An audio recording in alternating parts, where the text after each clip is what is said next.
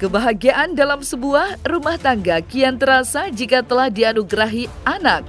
Sebagai titipan dari Tuhan, sudah sepantasnya orang tua akan benar-benar menjaga dan membesarkan buah hati mereka dengan penuh cinta dan kasih sayang.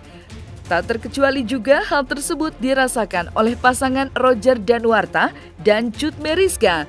Namun, hati orang tua mana yang tidak hancur jika melihat buah hati mereka mendapatkan perlakuan yang tidak menyenangkan dari pengasuhnya?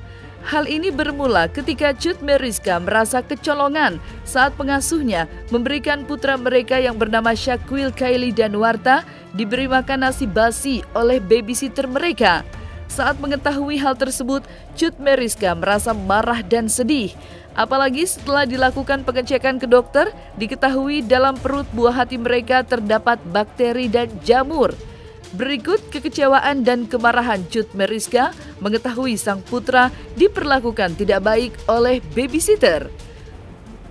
Iya, info yang jagain anak aku itu sampai jatuh terbentur. Iya, jadi anak aku ditaruh di divan kecil, sofa kecil gitu yang nggak ada pinggirannya dan nggak ada sandarannya. Ditaruh di situ, dia tinggal. Yang anak aku tuh udah bisa ngerangkak, udah bisa duduk, udah bisa jalan-jalan gitu, bukan jalan gitu ya, maksudnya ngerangkak gitu, cepet. Tinggalin situ, jatuh ke kursi yang goyang-goyang yang di bawahnya itu besi, jadi kena besi. Terus udah gitu, udah kena besi. Ya ternyata makanannya yang dia buat itu, nasi bekas itu dicobain sama suami aku dan ternyata asin banget, asin parah banget. Jadi udah asin parah pakai banget, jadi kayak orang dewasa aja yang makan itu tuh gak masuk gitu, apalagi anak kecil gitu. Ya gitulah, pokoknya ini jadi pelajaran buat kita semua. Kenapa aku baru bongkar 3 minggu ini, 3 minggu hampir 1 bulan ini dari kejadian kemarin tuh banyak banget yang nanya DM ke Shaquille sakit apa. Kita nggak bongkar karena emang aku lagi fokus banget ke anak aku. Terus aku pikir ya udahlah gitu, dan aku nggak seriusin ini masalahnya ke jalur hukum atau apapun. Banyak banget yang nanya kenapa nggak di jalur hukum atau apa segala macam. Aku pikir ya sudahlah, nggak perlu gitu. Terus aku akhirnya aku up juga, aku posting di YouTube aku karena ini jadi pelajaran banget buat kita semua. Aku juga punya rasa trauma gitu, jadi kayak setiap harinya tuh kalau Shaquille nangis tuh aku kayak gitu, aku ditusuk gitu, terus kayak jadi sesak napas gitu. Jadi traumanya lumayan lama juga sih aku ini. Juga nggak mau hal ini terjadi sama aku pengen cepet-cepet sembuh juga ya, maksudnya cepet-cepet nggak kayak gitu, karena itu mengganggu banget, bikin jadi sakit kepala segala macam. Terus info pengasuhnya, ya untuk memberi makanan anak sehingga jadi sakit demam dan iya tadi udah dijelasin. Merasa kecewa banget, tapi ya sudahlah. Bukannya aku tidak wawancara dulu, aku wawancara juga, katanya sudah berpengalaman, ternyata tidak sama sekali. Ya sudahlah, ini jadi pelajaran buat kita semua aja. Apakah ini pertama kalinya anak dikasih makan bekas? Enggak, ternyata selama ini seperti itu.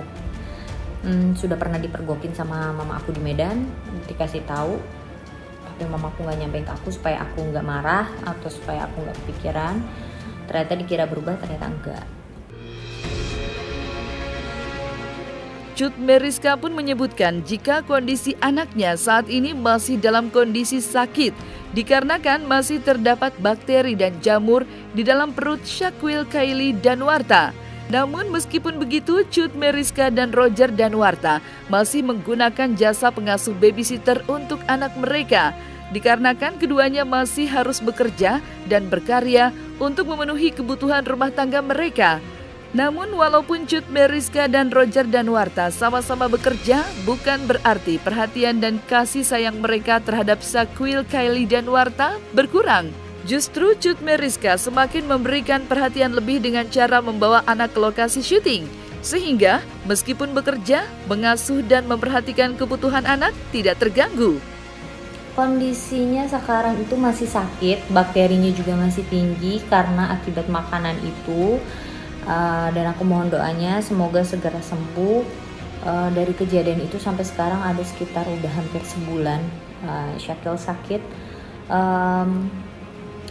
Aku baru ngecek itu ngecek lagi kondisinya itu seperti apa tuh udah 4 hari yang lalu aku baru ngecek lagi, hasilnya baru keluar, ternyata masih ada bakteri dan masih ada jamur. Jadi aku mohon doanya ya, udah hampir sebulan ya, udah sebulan lah. Ya aku bersyukur banget, alhamdulillah banget masih diberi kesehatan, masih sehat, masih bisa ngelakuin semua kegiatan seperti ngejaga anak, terus fokus sama obat-obat yang lagi dikonsumsi anak dan suami, terus menyiapin makanan suami, terus udah gitu kontrol suami, hubungin dokter 2 hari sekali datang, semuanya lah kegiatan suami, minum obat dan makan itu aku atur. Begitu juga dengan anakku. Ya aku hanya minta doanya semoga aku sehat terus. Memang udah hampir 1 bulan ini ya aku tidurnya tuh cuman 3 jam 2 jam, tapi didoain ya. Lalu apakah masih pakai jasa? Masih, karena gak semuanya yang berakhlak tidak baik. Pasti ada juga yang penyayang sama anak benar. Dan banyak banget di luar sana juga yang berkomentar, kenapa gak ngurus sendiri? Aku pengen sekali ngurus anak sendiri, tapi memang aku harus kerja dan gak bisa resign, gak bisa seperti yang kata kalian, kenapa gak keluar dari kerjaannya untuk fokus ngurus anak segala macam. Bisa, karena ini bukan kerjaan kantor, tapi emang pokoknya ini beda banget. Aku nggak bisa jelasin betul. Yang jelas emang aku harus kerja untuk kehidupan aku gitu. Dan suamiku juga bekerja gitu. Jadi kita nggak bisa ngandelin satu sama lain. Misalnya aku ngandelin suami atau suami ngandelin aku gitu, nggak bisa. Jadi kita emang dua-dua harus kerja. Mungkin kalian paham. Dan walaupun kita kerja, bukan berarti kita itu meninggalkan anak 100% sama yang jaga. Boleh tanya di lokasi syuting. Kalau aku syuting, anak selalu aku bawa. Memang aku disediain kamar 1 khusus untuk anak aku. Jadi anak aku di kamar itu. Jadi aku selesai take, aku lihat anak gimana segala macam. Waktu itu nyusuin segala macam. Jadi nggak mungkin aku tinggalin begitu saja anak dengan yang ngasuh anakku. Gitu. Dan nggak mungkin juga kita nggak ke toilet gitu kan, untuk ninggalin, pasti ada lah ninggalin anak makan, toilet, atau sholat atau apa gitu, pasti ada kita waktu ninggalin anak. Tapi kan kejadian itu kan dalam waktu 1 detik, atau masak itu memang sudah dikontrol sama orang tua aku.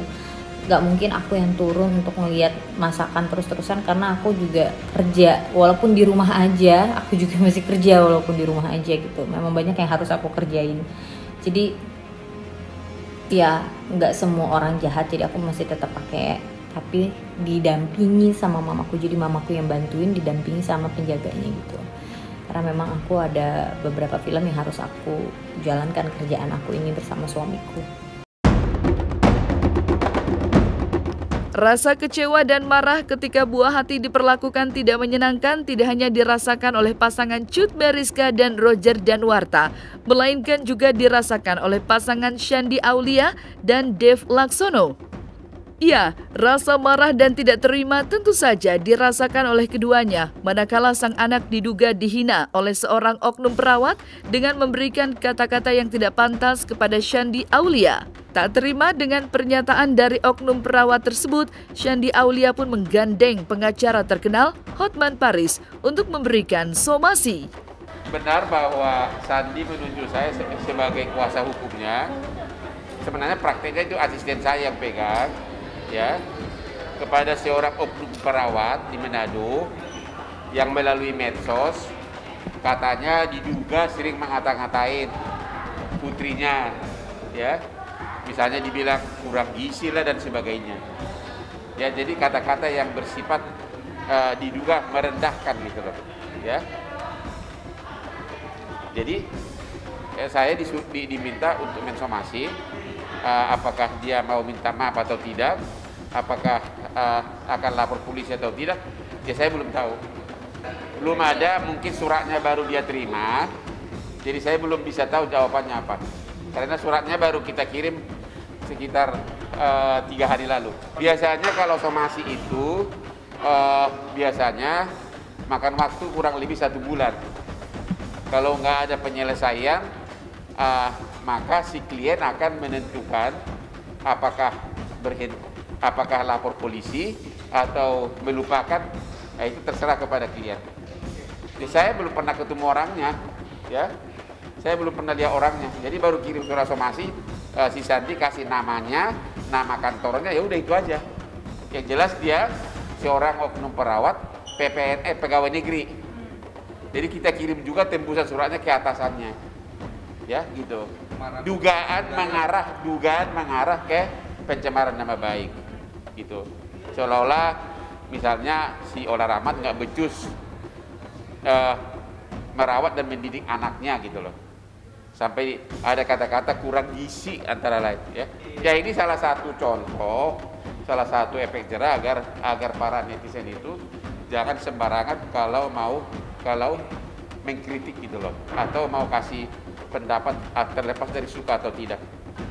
Kalau pelakunya mau minta maaf harusnya datang ke hadapan dari Sandi Aulia baru di depan umum. Ya, harusnya begitu dong.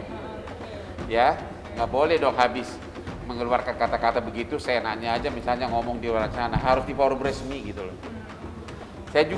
Saya pribadi pun mendukung hal-hal seperti itu. Tidak semua sengketa seperti ini harus diselesaikan melalui polisi. Jadi kalau memang dia datang, kita bikin konferensi pers, dia minta maaf, ya itu jauh lebih bagus. Oke?